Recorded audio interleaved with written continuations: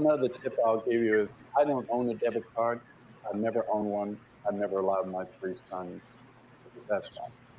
Certainly and truly the worst financial tool ever given to the American consumer. A long time ago, I asked myself a simple question: how would I remove 99.9% of my personal liability like that? Because I really don't want to worry about all these things. So I use the safest form of payment that exists on the face of the earth, and that is a credit card. Credit card. Visa, MasterCard, American Express, Discover card. Not debit credit, but credit card.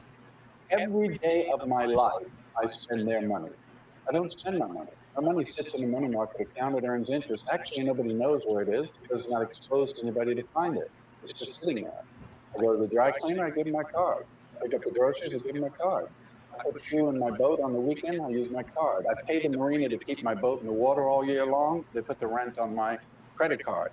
I travel all over the world. While I wait to get reimbursed, I use my credit card. If I need euros, I go to the ATM machine, I use my credit card. I'm not going to use my debit card to get euros overseas or pounds in Great Britain. And every day I use my card, and then if I pay the bill in full or part of the bill, my credit score goes up. So I'm building credit while I'm using that credit card. And if tomorrow, and I'll do everything to protect my information, but if tomorrow someone gets my card number and charges $1 million on my credit card by federal law, my liability is zero. I have no liability. So yes, I love to shop online. I don't use a special card, I just use my credit card. If they don't deliver the merchandise, if they deliver it and it's broken, if the host site I went to was fictitious to begin with, I have zero liability. When you use your debit card, every time you reach for it, you're exposing the money in your account. The only person who's going to get robbed is you. When you use your debit card, you could use it for the next 50 years, 20 times a day. You will not raise your credit score by that much. And of course, when you use your debit card, you are liable up to a certain amount, and it takes a while in order to get that debit card fixed. So when we do post investigations at breaches, and we say to someone, on your incident, what happened? Well, I was in Target, but I used a Visa card. So I don't know, nothing. They canceled my card the next day. 2 days later, FedEx sent me a new card, and that was the last I heard about it. What about you? And I used a debit card there. It took $3,000 out of my checking account. It took me 2 months to get my money back while they said they were investigating. I had to pay my rent, had kids' tuition, everything. I couldn't pay it because they had my money. So I do it for that. So I had 3 sons that went off to college, and I said to them, I'm not giving you a debit card. I've actually applied for a credit card in your name.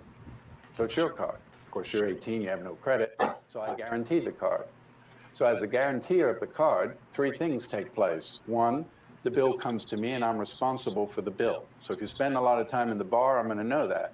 2, I set the limit on the card. So whatever I want you to spend each month is while you're at school, I'll set that limit.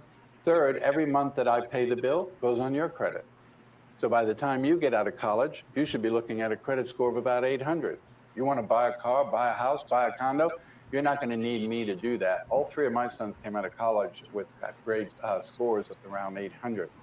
One of the best things you can do for your kids is to teach them to learn to use credit early on and build credit in their name.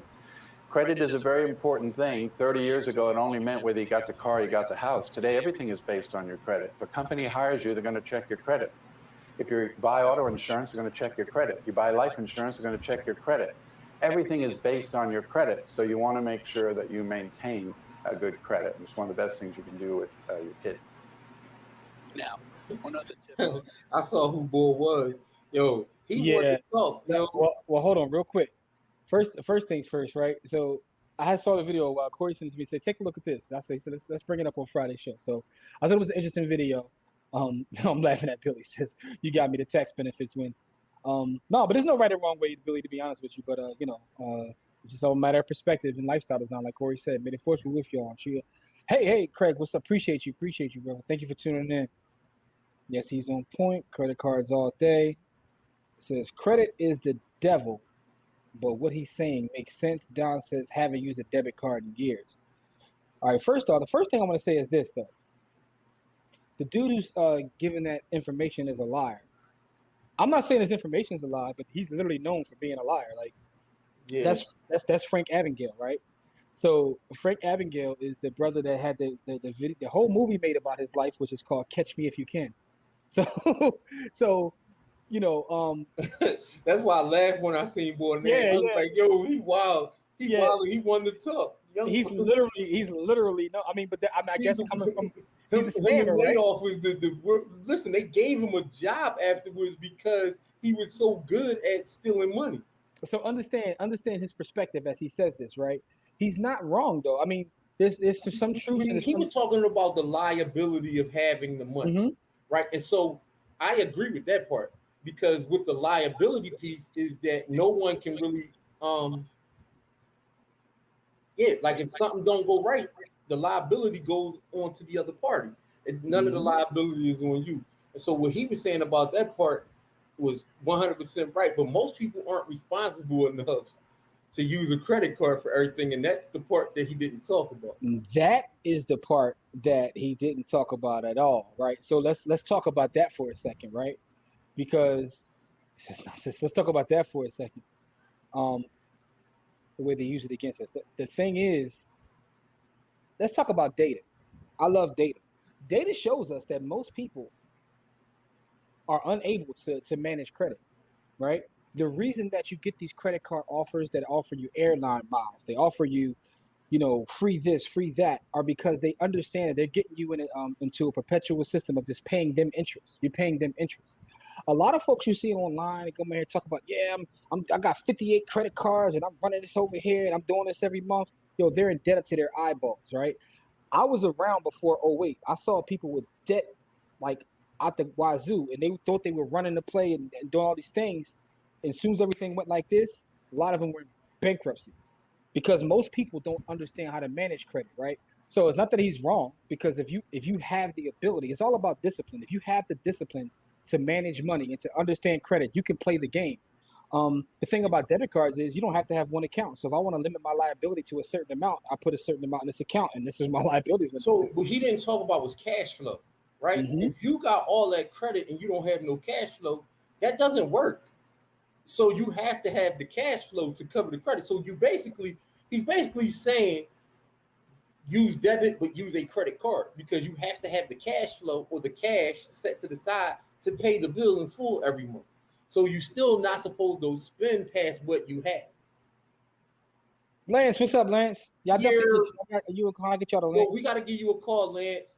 Yeah, we're going to talk to you this weekend, Lance. Definitely going to reach out to you. Sean, what's up? What's up, cuz? Where you been, man? Years old. So, Willard says, here's a trick with credit cards. Use them to the max if need be each month. Pay it off when due. Don't use until after the closing date, which is usually 3 days. The credit card will show a zero balance report, thus not bringing down your score. You have another 25 days of using their money, and it never shows up on your credit report. That's all true. Problem is, who has that discipline, and who knows? Most people can't even find the closing date on their card. They don't even know when that is. Here's what most people do. I'm going to pay this whole thing off. And then they get to it, but like, I'm going to pay it all off except for a couple hundred because I want to do this or I want to do that. And then that stuff just repeats. And it repeats. And it repeats. I mean, that's what happens. In the real world, that's what happens.